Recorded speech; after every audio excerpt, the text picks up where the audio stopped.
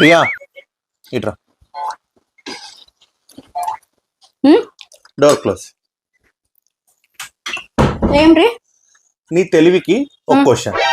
మళ్ళీనా? లేదా నీకు తెలివి? ఉంది ఉంది, అడుగు. ఓకే, నువ్వు ఒక రోడ్ లో వెళ్తూ ఉన్నావు. ఓకే, నీ ముందు ఒక 2000 నోటు, ఒక 500 రూపీస్ నోటు ఉంది. ఏది తీసుకుంటావు నువ్వు? 500 కన్నా 2000 పెద్దది కాబట్టి 2000 రూపీస్ నోటే తీసుకుంటాను నేను. తెలివి ఉందా నీకు? అసలు 2000 రూపీస్ నోట్ చెల్లుతుందా ఇప్పుడు? షిట్. ఓకే, నీ తెలివికి ఇంకొక ఛాన్స్. ప్రూవ్ చేసుకుంటావా?